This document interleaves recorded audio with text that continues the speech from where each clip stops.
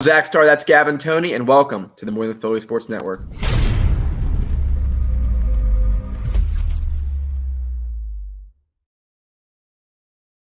What is going on, everybody? Welcome back to the More Than Philly Sports Network. We hope you all had a phenomenal weekend. We had a chance to be here on Saturday, sitting down, going through some of the games. The UConn Huskies on the women's side being able to take a massive win, two 1 seeds, both taken out this weekend in the women's matches. Upsets all around the entire league right now. My bracket has been ruined thanks to Alabama losing last night. I only have two teams in the Final Four. I am pretty much mathematically impossible to be able to win, so I'm not paying attention anymore. No, I'm just kidding. In all seriousness, as always, you're alongside my co-host. I know my little bit of a solemn intro because my bracket is ruined, but some people's bracket's been ruined since Loyola Chicago kicked out Illinois. But of course, Gavin, first of all, how are you doing today? Well, listen, Zach, first of all, we're riding off the back of Baylor right now, so let's be honest, all right? As far as Baylor goes, and Gonzaga for me too, that's how far we're going to go. And, Zach, I'm doing great. Listen, I had a great weekend. We were on Saturday. We talked about UConn post-game. They're on tonight. And, Zach, I mean, I had a little college tour today, and, that went well. But, Zach, how you doing? First of all, I got to ask you, how's your back? Is your back good? Because we got to get back out there on the golf course. Oh, yeah, man. I was able to get out today, get a warm-up round in. For those who may or may not know, I've been recovering from a sinus infection the past week. You may have heard it in my voice later in the week. But, no, look, I'd say about 95% recovered. I got the energy to argue with Gavin because I know we're going to have a little bit of a debate here coming up prior to getting into some of our Elite Eight review games. And, of course, talking about some of the major upsets on both the men's and the women's sides in the Sweet 16. And then we'll take a look at tonight's NBA schedule, take a look at the power rankings. We have a lot to get to today. Gavin, are you ready for it? Heck yeah, I'm always ready for it. Let's get after it. I had a great day. I'm ready to argue with you, sir. It's been a while because we argued over the weekend. Listen, we argued over the weekend, but we're going to bring it here. Now, for sure, look, we'll start with it. The Los Angeles Lakers, Brooklyn Nets in the buyout market over the weekend. Two notable names that have been in the buyout market for the Brooklyn Nets. Blake Griffin, of course, signing there last week. He's had a chance to play in a few of their games, but now they've signed LaMarcus Aldridge after his buyout with the San Antonio Spurs. There were rumors of him going back to Portland, but he ends up going to the Brooklyn Nets. And then, of course, on the other side, the Los Angeles Lakers acquiring Andre Drummond. So now the question comes to it. Which team, after all of these acquisitions, and I think at this point both rosters are pretty much set in stone for the rest of the year, which team is the more talented on paper team, and which team do you expect to be the farthest? But first, before we get started, do you expect both these teams to meet in the NBA Finals, or else it's a failure for both franchises? Zach, I don't expect the one team to make it to the finals. It's going to be the Western Conference Los Angeles Lakers. Here's why, Zach. The Denver Nuggets got better, and I don't know if you had a chance to watch last night. Aaron Gordon had a phenomenal performance. And, Zach, at first I didn't think that was going to work, but I remember their center is a passer, so there's going to be a lot of spacing for Aaron Gordon to do what Aaron Gordon does best, which is dunking and spacing the floor and sometimes hitting a three. Jamal Murray's still there. All right, ladies and gentlemen, Jamal Murray's still there. And Bol made an appearance last night. Like, he hit a step back three. I mean, he's like 7'9", and he's hitting a step back three. It's not fair. But it's like that's the best team, in my opinion, in the Western Conference. That and the Clippers. Like, the Clippers are playing out of their mind. They got Rajon Rondo. I don't know if he played versus the Sixers when we played, but he did not. But Rajon Rondo is going to be a great addition to the team, and he's going to help out Tyler tremendously. So, Zach, I wouldn't even say the Lakers are favored in the West to come out. Now, in the East, Zach, let's leave this team out of it for a second. The Brooklyn Nets are the best team in the East, right? Just with the three guys alone, Katie, Kyrie, and Harden. Just with those three guys are the best in the East. And then you add LaMarcus Aldridge. And the reason why I don't say Blake Griffin, I say more LaMarcus Aldridge, because no disrespect to Blake Griffin, but he's kind of done, Zach. He said it himself. I don't know if he was talking to the critics or he was being serious, but he's kind of done. All right, he's not the 2014, 2015 Blake that used to dunk on everybody. He used to average 24, 25 points per game. But LaMarcus Aldridge did average 13 points per game when he was playing and was shut down a lot. But my biggest fear for those two is their knees. Zach, they're washed. They're old. All right, their knees don't work as they used to. I've seen LaMarcus Aldridge struggle to get up and down the court. Zach, Blake Griffin just started dunking again for the first time in 2 years. So, in all honesty, yes, this is the best team because they're 3 stars. And no, Zach, the Lakers aren't making it to the finals. Well, I'll get to that last point in just a minute, but I will start off with this. There's this song. I'm not sure many people who are country artists or country fans, I should say. I know Gavin is not a big fan.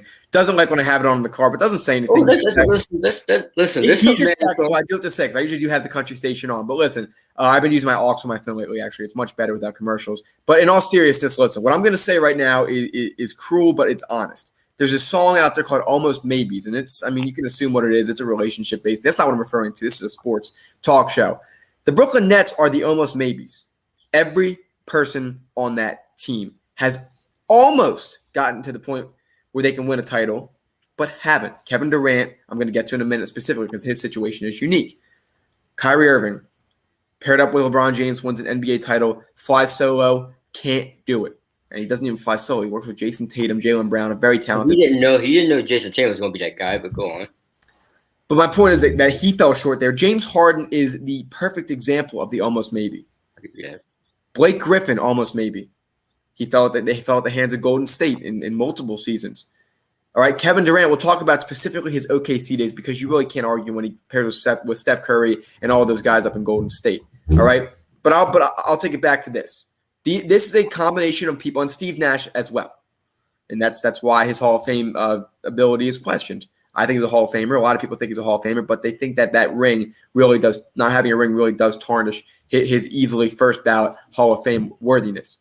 The Brooklyn Nets are a combination of loose ends. But there needs to be a connector. There needs to be someone who can lead them. All right. Now listen, Kevin Durant led that Golden State Warriors team. I'll give him some credit. This is the only time I'm going to give him credit. And I like Kevin Durant, honestly. I watch his MVP speech occasionally. Really? Always choke up to it. But I'll be honest. I like Kevin Durant. Really like Kevin Durant? Doesn't seem like you like him, but go on. I really do. No. I really do like Kevin Durant. I have a lot of respect for him. Ironically, the reason that I do have respect for him is why a lot of people don't have respect for him. But listen, young guy drafted to Seattle. He has a good career at Texas, plays for them. They have some success. They don't. They draft Russell Westbrook the next year. They move down to OKC, make the playoffs, almost make it all the way. They fall short. They go up against Miami. They fall short. Next year they fall short. James Harden gets sent away. We know how the whole OKC thing unravels for them. Let's take it to the 3-1 lead against the Golden State Warriors in 2016. They choke that lead. The Warriors go on to win that series. Ironically, do the same thing against Cleveland. That's besides the point. The bottom line is the Warriors are clearly the best team in the Western Conference and a dynasty to come. Why? First of all, you have two guys on the outside that you can never leave open. That makes it impossible to double team anyone on the side. You have a transparent player like Draymond Green who knows how to dish it out to everybody. And they had a lot of great role players, and they played phenomenal defense. Always underrated, the defense of that dynasty. Kevin Durant knows that he's an almost maybe. He knows he doesn't have what it takes to put a team over the top as far as their leader, as far as their guy. All right? Again, I read a stat that Steph Curry was double-teamed like 30 sometimes in the finals. Kevin Durant was double-teamed like twice. So Curry's obviously taking a lot of the hits. And look, there's nothing wrong with that. I respect Kevin Durant because he knows that he can't win an NBA title. Not necessarily by himself. Russell Westbrook's not being by yourself. You had a lot of talent on that team with Serge Ibaka. He knew he couldn't be the guy. He needed to go to a team that had the experience. Steph Curry was the guy in Golden State. He stole the thunder from Steph Curry, but he knew. I have respect for Kevin Durant for that reason. He wanted a ring. He knew like Damian Lillard's making a huge mistake right now staying in Portland. Damian Lillard will never win a ring in Portland. That loyalty is going to cost him. Kevin Durant made a choice to chase a ring instead of loyalty, and he was able to do it. There are some guys who do both. Michael Jordan is one, and Kobe Bryant is another. So hold on a minute. This is a team of almost maybes. Kevin Durant, Kyrie Irving, James Harden, Blake Griffin, a lot of these guys. They're combined together right now. They have so much talent. It's not going to shock me when they fall short either in the Eastern Conference Finals to Philadelphia or Milwaukee, depending on how the seeding works, or when they lose to the Lakers in the NBA Finals. What in the Max Kellerman did you just say to me? Listen, I don't know what did you just say, but let me stop you right there. First of all, you said, I respect Kevin Durant. What you just said was not respectful, sir. You need to take that back instantly right now because that was not respectful. Now, here's why. I have respect for getting it for winning over loyalty. I do. Hold on, wait a minute. Kevin Durant gave everything his all to that franchise, right? You go from Seattle, you're a young kid, you move, Russell Wilson. Now, Zach, let's go into that last season with OKC. Let's do it. There was friction between the two. And keep this in mind, they only had like 5 playoff runs together because Kevin Durant was out for a little while. Then the 1 year when they were in the playoffs, there was no Russell Westbrook and vice versa. So that year that they went to the playoffs together, that last run, that was the year they both played together full time. All right. Now, why would that matter? Because that whole year they were having problems. Russell Westbrook wanted to take the last shot. Kevin Durant felt like he deserved to take the last shot because, in all honesty, Kevin Durant's a better shooter than Russell Westbrook. Zach, we see it now. There's no argument on that. Russell Westbrook kept taking the last shot, and they kept missing, and they kept losing games because of it.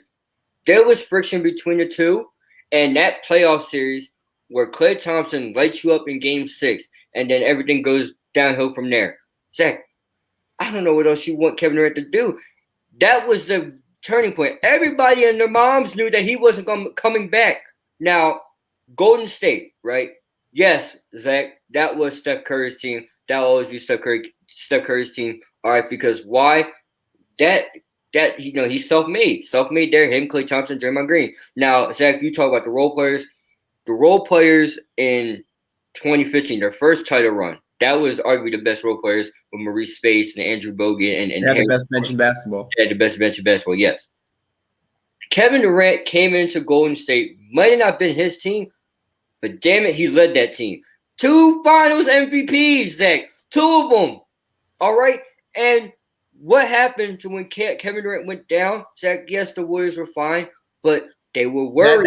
That team was really thin on the bench that year. Exactly. That Raptors year, they were very – and look, I mean, the defense wasn't there. The energy wasn't there, especially when Klay got hurt. Kevin Durant's 5-minute presence in Game 5 won them that game. Exactly. I'll say, and you're a big Steph Curry fan. Kevin Durant went to someone else's team and stole the thunder. No pun intended, since he came from OKC. That's credit to Kevin Durant. But Steph Curry was still the one taking the double teams. Steph Curry was still the primary ball handler. He was still the one being respected from way downtown. But the bottom line is that Kevin Durant isn't that guy that is able to lead a team to a title. Kyrie Irving is not that guy. James Harden certainly is not that guy. Here's what now you combine those 3 guys on one team, and I mean, there's no. It's like a trying to find a good way to put it. It's like you have a puzzle, and you have 4 of the same piece, but you still have 1 piece missing. So those you can't force one of the same pieces in there. They're all the same player. They're all extremely talented, extremely respected, and will always be respected by the NBA community, are arguably going to be first ballot Hall of Famers, have legacies in their careers. James Harden as a scorer, and then Kyrie the shot over Steph Curry and Kevin Durant. We don't even have to begin to talk about that. But all of them, when they're on their own and it's their team, have not sustained success. And look, I'll be honest as well. I mean, Kevin Durant and James Harden dueled head-to-head. Kyrie Irving as well in the one NBA Finals. All these guys had an opportunity to go up against each other. They all came up short for their teams. Well, Zach, I don't know how you would call coming up short hitting a game-winning shot for your best friend, LeBron James, who, by the way, 5-6 years ago. What's happened since Boston had drama. Went on First Take with his suit on, Duke University graduate. Let me explain to you exactly how I couldn't get along with LeBron James. I mean, went to Boston and couldn't lead the team. They went to the Eastern Conference Finals the 2 years he wasn't playing in the playoffs. Terry Rozier did better than him. Kemba even did better than him. And now they're having issues again in Boston. But when Kyrie Irving is the guy, when they made that trade for him, when they said, here's your money, Kyrie, lead us to the promised land, he couldn't get it done, even when he was healthy. They ran into the Bucks, but the Bucks choked against the Raptors. It's the same thing every year. James Harden, every single year it got worse. They went from being in Game 7. Chris Paul was hurt. I understand that. They went to Game 7 with the Warriors. The next year they lose in 6. I mean, last year they go to Game 7 with OKC. Are you kidding me? You had to go to Game 7 against Lou Dort. I mean, this is what we're talking about. All these guys, they're incredibly talented, but they don't have that missing piece. Like when Shaq criticized Donovan Mitchell for not having that, what I call the dog mentality. Who has it? Michael Jordan has it. We can agree on that. Kobe Bryant, LeBron James. No, he does not have that. He does not have. No, that you don't need. Look, this is completely neutral. I'm giving a lot of credit to a lot of people I usually don't right now. LeBron James is a dog. All these, this is the compliment. I know dog can be used as an insult, but it's not in this case. They have that mentality. The final shot, give me the ball and get out of my way. That is the mentality.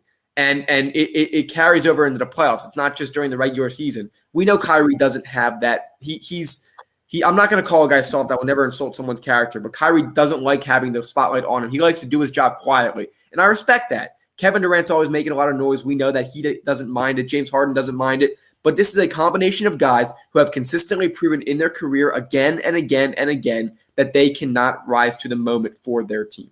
And it doesn't mean one specific shot. It's a whole series. It's the defensive side of the ball. I mean, like James Harden was getting crucified last year on defense. Look at them against the Lakers. They lost in, 5 games? Every year it gets worse for them. And they have tons of talent this year. They have tons of supporting staff. I mean, James Harden's seems like a good leader right now, despite the fallout in OKC when DeMarcus Cousins is coming out against him. And DeMarcus Cousins doesn't have much room to talk. He's Mr. Stir up the pot and cause an issue himself.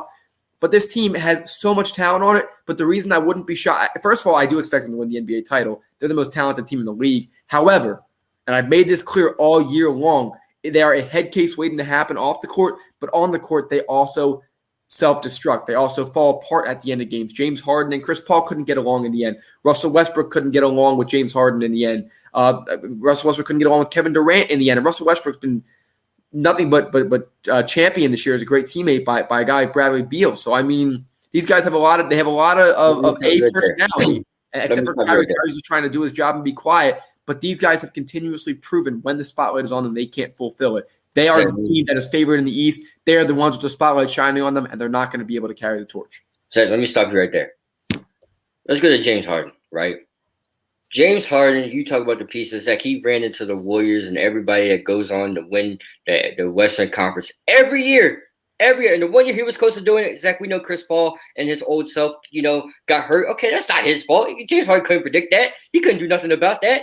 But to say that James Harden, anything past the Russell Westbrook year, that was bad. All right, that was terrible. All right, Daryl Moore, I don't know what you were thinking. That was terrible. But James Harden has been close every time. Every time. Very close. But he loses with these guys. He lost to the best team, the Golden State Warriors, every year. Sadly, he lost to the garbage Lakers, which I don't know how in the world that happened. They were too small. All right, let's cut that out. Zach, what's your definition of a leader in all aspects? Look at Jimmy Butler. And think business too. A leader is someone who carries themselves on and off the court, is the loudest in the locker room, is the one taking the last shot. It's all of that. It has to be combined. Like, for example, why can't the Milwaukee Bucks get over the hump? Because they don't have that kind of player. Well, Giannis doesn't play playoffs. That's why. Exactly. Giannis is a very talented player, very talented offensive player, but unfortunately in the playoffs, he can't be that guy. And Kyrie was that guy when LeBron was the main focus. When he was in Boston, they struggled and they lost to the who was it? They lost to the Milwaukee Bucks.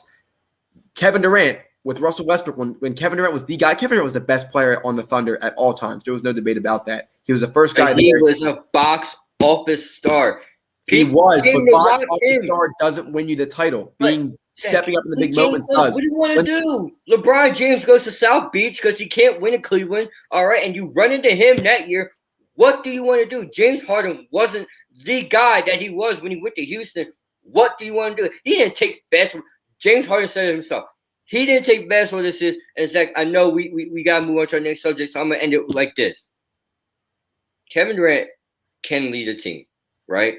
Kevin Durant will get the last shot in the playoffs, all right? It goes KD, then it has to go Kyrie, and I think it goes Harden because they all have great, but Kevin Durant is the face of Brooklyn. Let's not get twisted. When he was the first to sign there. Kevin Durant is the face of the first. Exactly. Kevin Durant is the first to sign. And before Kevin Durant got to Golden State, and anyone can correct me if I'm wrong, we didn't think of Kevin Durant as a prolonged all-around best scorer until he got to Golden State. And then we saw his shooting ability on full display. And Zach, we can argue Kevin Durant and LeBron James all day long. You know where I stand on this argument. Yes, there is, Zach. 95% of 95. I think that the majority of the basketball community would understand where you're coming from, but the majority would say LeBron James overall best player. And they're all delusional. They're all delusional. They don't think Kevin Durant is better than LeBron James in scoring wise and in defense. Well, that's a different question. All around, like the all around player, the guy who leads the team, throws them on his back, everything like that. Kevin Durant is trying to become like GM as they call him. Kevin Durant's not a GM the way that LeBron is. Of course, he's not a GM because he doesn't need to trade away people every time someone misses a shot. You got to give people a chance. He needed to go to the team with the best record in the NBA the year before to win the title. And I respect that. I do. I'm one of the few people that respect that. No, Zach. No. Did he LeBron not go to the best? Did he not go to the best team in the NBA? he did go to they were the best record. Yes, he did. He did do 73 and that. 9, but But 72 did and he 10 is very lead similar them? to it. But did he lead them? Did he lead them? He Did was lead their leading scorer. Was he their leader? No. Steph Curry was their Okay, leader. but Draymond did Green was a he? leader. They had already won You rings. just answered my They had to question. teach him how to win Did rings. he? Did he lead them when it mattered the most? Yes or no? Did he absorb the double teams? In which case, Did he no. lead? That's not the question. Did he lead them when they If needed he the has most? an open shot because Steph's being double teamed, it's Steph's team. But did he lead them when it mattered the most? Finals MVP, back-to-back years. All right I'll then. give you that. All right then. You were arguing just a few months ago the Finals MVP is worthless because LeBron won it, but Well, no, I guess the two of us are going to but pick and choose remember, what days you want to choose our side. but remember, in those finals, Kevin Durant did have pretty phenomenal games in those Because finals. the pressure was off of him. You're absolutely right. You're absolutely right. But okay, so we can say the same thing about this last year. Look, we'll have to have another show about arguing about this because we can go on and on. Zach, we got to talk about the Elite Eight. That's what we have to do. We have to. This isn't over though. I promise y'all. This is not over, everybody. If you're enjoying that, we see some good interactions here. It looks like this is quite the success. We'll talk about the Lakers possibly tomorrow, whether or not they're a super team and what it would take to beat the Brooklyn Nets. I'm going to hold to my statement. We'll have to have a little bet come up because I'm sure that we will have to reaffirm whether or not the Nets or the Lakers will be winning the NBA title. I'm still hoping the Sixers do, but there's way too much talent going on these two teams right here. And as Gavin pointed out, the Clippers and the Nuggets are hot. With that being said, Sweet 16 upsets. What are some of the biggest shockers from the weekend? And we're going to preview some of the Elite Eight games that are kicking off right now across the entire country here in March Madness. We are now offering a new product on our Teespring. Wear a mask in public. We are now supporting a custom designed mask with our logo on it. Purchase it today, and 10% goes to a foundation of our viewers' choice. It offers a full nose and mouth coverage, single-sided print, includes two 2-inch elastic ear loops, non-medical grade product, and finally, $1 from every mask sale is donated to a nonprofit to feed children in need. Enjoy today's episode. Welcome back here on the More Than Philly Sports Network. Yes, we are changing the topic now. Well, I have to address. No, put that up there real quick. I have to address this. Hold on. Wait a minute. Wait a minute. Hold on. Listen, we're changing it because the title of the show is Elite Eight. Listen, we're gonna be back tomorrow and we're gonna argue this because it's not over. It's not over. We'll be here tomorrow. We'll be here. Go ahead. We will be here, but we do have to talk about a couple of the major games from the weekend. Of course, tonight, just 5 minutes away, so we are going to have to get this through pretty quickly. But Baylor and UConn, the 1 and the 2. Gavin, I'll let you kick it off there as I do pull up some of the other games from the weekend. And then, of course, this week, big win for UConn the other night, pretty sweat-free in the second half. But tonight they're playing against the 2-seeded Baylor. They got to make a big push to get into the Final Four. Zach, Baylor's no joke. I mean, but neither is UConn. We saw Avina Westbrook almost have a triple-double, and she scored her 1,000 points. Zach, we saw Kristen Williams lead UConn into the Elite Eight with Paige Becker's near triple-double. I'm not worried, but I have to be because Baylor is no joke. Zach, if you look at what Baylor did, Baylor, basically single-handedly disarmed the team they played. They went into overtime versus Michigan, but Michigan had a player, and the name is slipping my mind, forgive me, but she scored 50 points in the game this year, the only one to do it. And she's a post destroyer, and they made her look like she was nothing, and they made her look like they just had whatever they wanted to please. Jane Owens and Baylor are going to give UConn some trouble, but it's UConn's defense that does it for me. And their offensive explosion, which happens in beats, I'd say you occasionally get within a 5-minute span, they pull ahead really quickly. That's going to be the key for them tonight. Paige Becker just has to continue to do what she's been doing for them to continue to play. They've been the favorite. They've been the 1 seed. The light is on them, as I've said quite a lot today. They are the expected team to pull away with it. It's going to be a close game, in my opinion, but I think that with their veteran experience as well, and even some of the young stars that have been pulling up, I think UConn is able to take care of business in a close one tonight. Baylor, also their men's team is playing tonight, 9:57 p.m., 3 hours from now. Gavin, it's our team that we have pulling away and winning the whole thing. My bracket's ruined already because of UCLA's upset over Alabama, but we'll get the upsets in just a minute, Gavin. We have Baylor tonight up against the 3-seed Arkansas. What are some of your expectations for that game tonight? Zach, I'm scared. Arkansas is a real deal. Their defense, their guard play, it's phenomenal.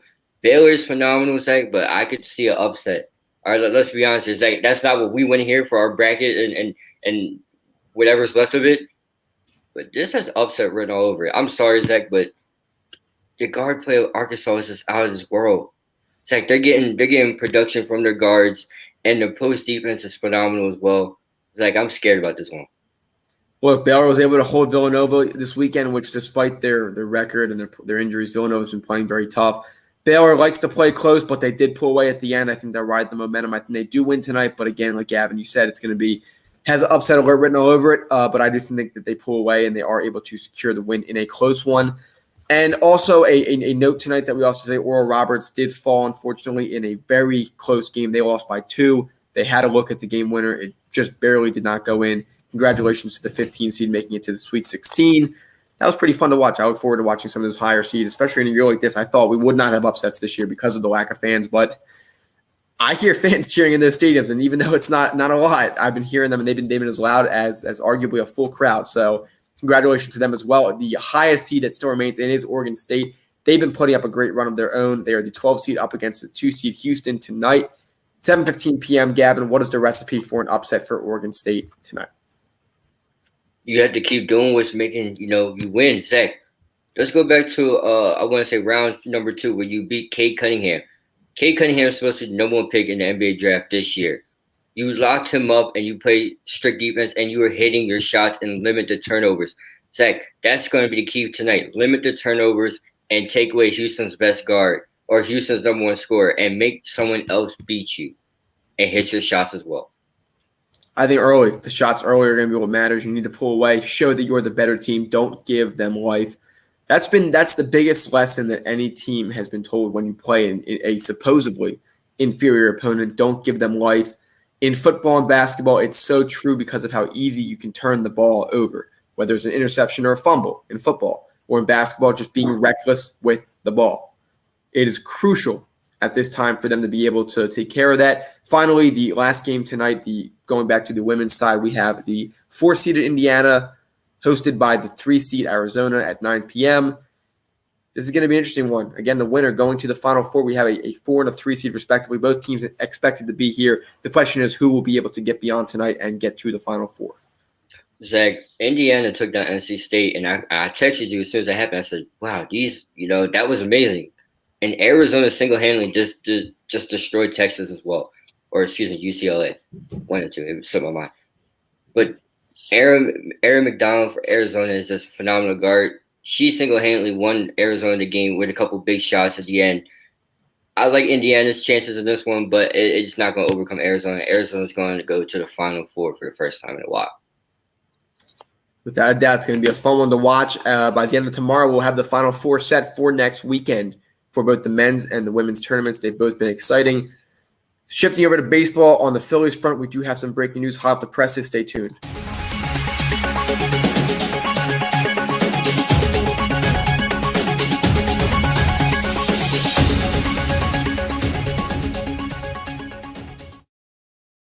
The Philadelphia Phillies wrapped up today with a loss against the Toronto Blue Jays in Clearwater as the spring training has come to an end. A year ago at this time, there was no spring training. It was postponed midway through, and of course, the whole season was postponed until July. So despite the lack of love that we have right now for our baseball team, and Gavin probably has the coaster nearby that he wants to show off. But no, in all seriousness, the Philadelphia Phillies are set to host the Atlanta Braves on Thursday. The starting pitcher is going to be Aaron Nola. We're going to be covering it here live. I believe it's our spring break that we kind of have apparently. My first day in person in school, apparently the power was out, so it was remote. Apparently that may be again tomorrow, so we'll probably have more flexibility to do our show. But with that being said, the breaking news is hot off the presses. The starting center fielder tomorrow on Thursday will be Adam Hazley, the lefty, third-year man. I don't quite recall where he's from, but Abdul Herrera has been sent down to AAA, and Roman Quinn will be with the Phillies, but will not be in the starting lineup. I think this is the best move by Philadelphia. Abdul Herrera has a tall mountain to climb if he is to be able to return to the MLB. Again, it was not like he was playing at an MVP level when he was here anyways, so he still has a lot of work to do to prove himself. And then, of course, Roman Quinn, just simply put, from the offensive side of the ball, doesn't have what it takes to be a professional starter. At least right now, that's subject to change. Another shocker. Gavin, I'll get your first reaction on Adam Hazley, but also Scotty Jetpacks, Mr. $20 million, who I've been very critical of since they gave him that contract. Scott Kingery has also been optioned to the minor leagues and will not be starting the year with this ball club. Gavin, some thoughts on both those stories? Well, first of all, let me get to the last one, Zach. I told you back in the club. This is before the show started. I said, Zach, move Scott Kingery while he's actually hitting the baseball. Because remember, Zach, the year we brought him up, he couldn't hit anything. It's like he was playing with the goggles on. He couldn't see anything. It's like you could throw the world's slowest pitch at him, and I'm talking 50 miles an hour, and he still wouldn't hit it. He is horrible, and you paid him, and now you can't get anything for him. That's $24 million, by the way, not 20. Oh, 24 million, Zach. If you give me 24 million, I swear I'll hit anything. I can hit a baseball. I promise you. It might not go far, but it'll go somewhere. All right, Contact. Yeah, contact is key. I'll take I can get hit with a baseball for 24 million. But Zach, I don't know. I really don't know. We talked about how Scott Kingery was supposed to improve. He looked like he digressed horribly. And then Adam Hazley, I like the idea, Zach.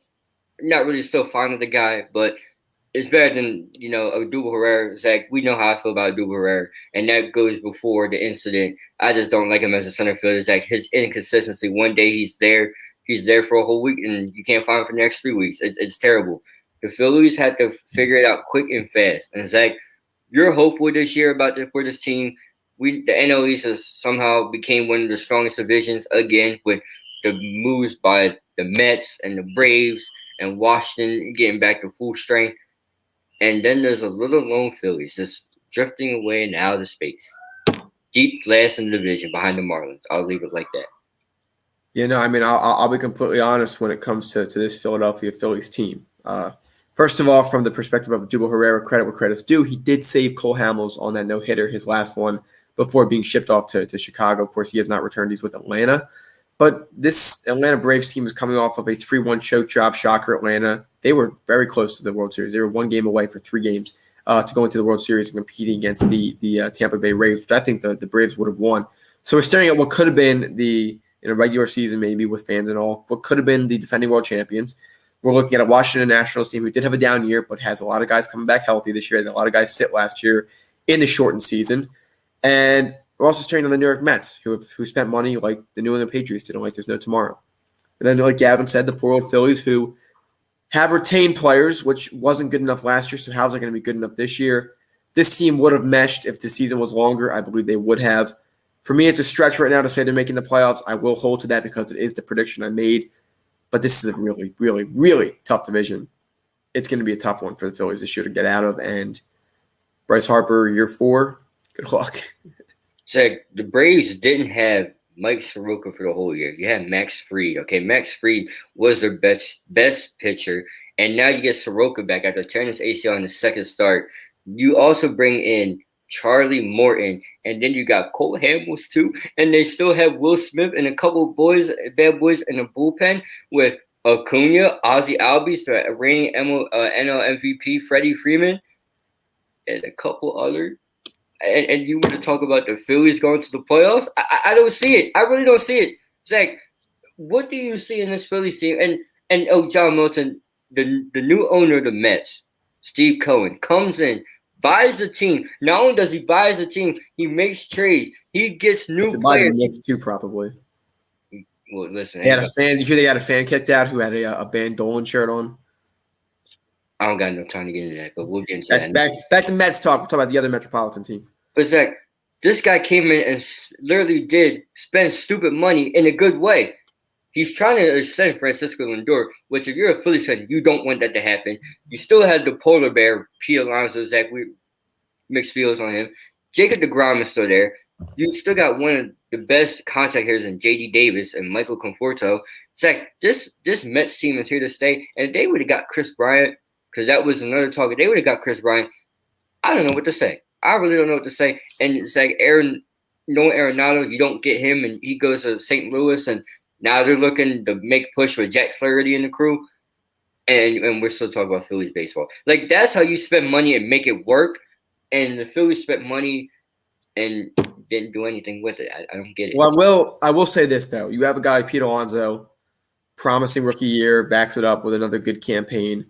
You spend a lot of money in the offseason. They do have some solid pitching, though. They're only coming off a year and a half later from the whole drama incident with the Houston Astros cheating, a new manager and firing and moving all that around. This reminds me of the Phillies team 2 years ago. young rising stars combined with a couple of high expensive veterans. The Phillies, we know, fell flat on their face. So the Mets are in the same place now. The expectations are high, and they haven't proven anything. The Nationals are in the same boat. The Philadelphia Phillies have an opportunity to be the second best team in the division. What's it going to take? I'll tell you who we're betting on. Bryce Harper needs to keep doing what he's doing. Andrew McCutchen needs to get back to how he was 2 years ago before his injury. Hazley, we're taking a bet on. And Rhys Hoskins, we're taking a bet on. Everyone else, we know what they bring to the table. But if Hazley and Hoskins are able to have above average years on both sides of the ball, then the Phillies will be a playoff team. We are taking a bet on the young guys who have shown potential but have not been consistent with it. And that's where I'll leave it for today. The reason I believe the Phillies will make the playoffs is because I will take that bet on number 17. I think he will have a bounce-back year. Unfortunately, his dog just passed away recently. Obviously, the emotional side is going to mess him a little bit, but he is expected to be there with the team and play with them on Thursday. So prayers, of course, and wishing nothing but the best to Rhys. But from the baseball perspective, his swing looked better last year, slowly but surely, and I expect him to have a big rebound this year that he is overdue for it. And, of course, the bet is going to be in center field. Will it work? And if it does, this team can be playing in October. Zach, I'm going to leave the hitters alone for today. You know where my focus is. It's the bullpen. You guys are terrible. Okay, there's some nice pieces. You got Jose Alvarado fresh off the World Series loss. He's nice. Is certainly the biggest pitching this year. Is David Robinson. Did they decide they wanted to play this year? Zach, are they pitching? We don't know. And they chose a good year to skip. It was only 60 games. And Aaron Noah, I'm gonna give you a little bit of a chance, Aaron Noah, because you're not a gas thrower. You're more of a control guy, and it takes a little while for pitchers to get to control. But he has another terrible year like he did last year, Zach. I don't know what I'm going to do. I'm going to lose it. I'm really going to lose it. This little coaster right come through the screen. I don't know what to tell you. I really don't know. It's just one of those situations. There's a lot of questions on the table.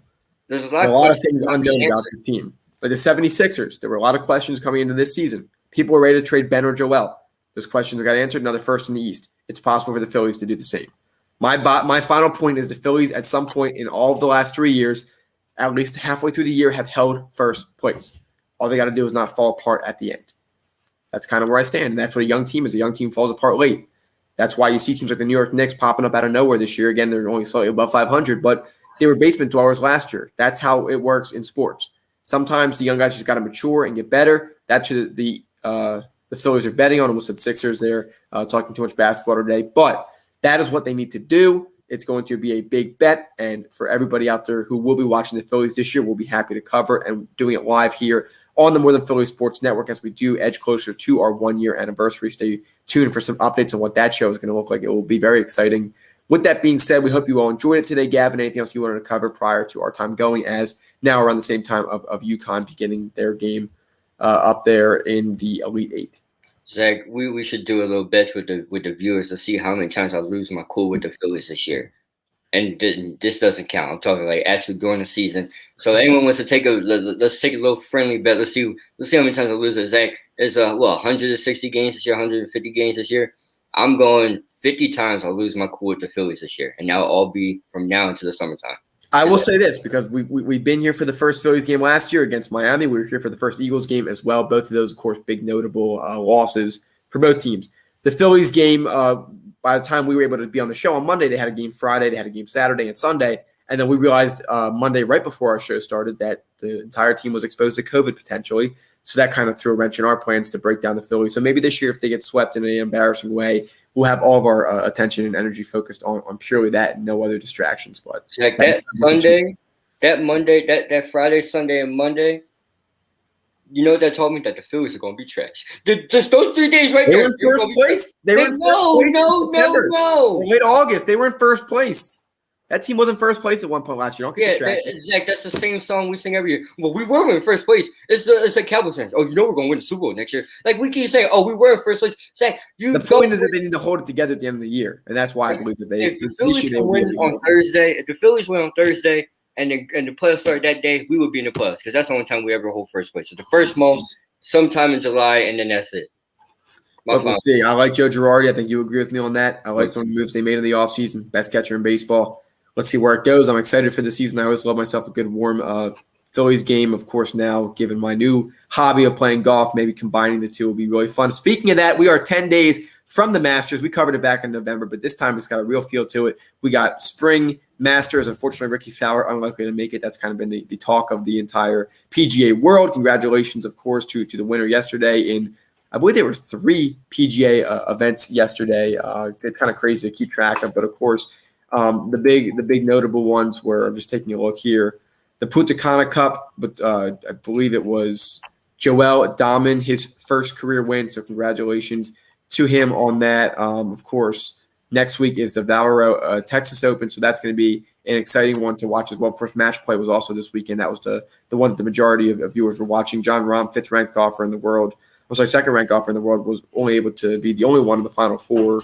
I think Elite 8, actually. And then 30 and above from there. So it was an interesting field over the weekend. But with that being said, 10 days from the Masters, I'm excited for it. We'll get some early picks. Bryson DeChambeau probably wants to get some revenge on the very recently Masters back in November. So we'll be able to cover all that for you. A lot coming into the sports world. We're getting into spring. It is heating up. The draft officially has been set for the NFL. The Eagles are picking 12th. A lot going on. That's the bottom line. Gavin, anything else from you? Just a heads up before you do go. The UConn Huskies are in the lead right now. I don't know if I'm going to spoil it for you, but they are in the lead early in the first half. All right. 4-12. Zach, I got nothing else for you. I'll save it for tomorrow. Have a good one, everybody. And let's go Huskies. Right, Zach? Yes, sir. Thank you, everybody, for watching. We hope you enjoyed it. Have a great day. Have a good one, everybody. If you enjoyed today's video, make sure to like, comment, and subscribe if you haven't. In addition, hit that bell icon and set it to all to get reminded of when we go live and when we post excerpts of our videos.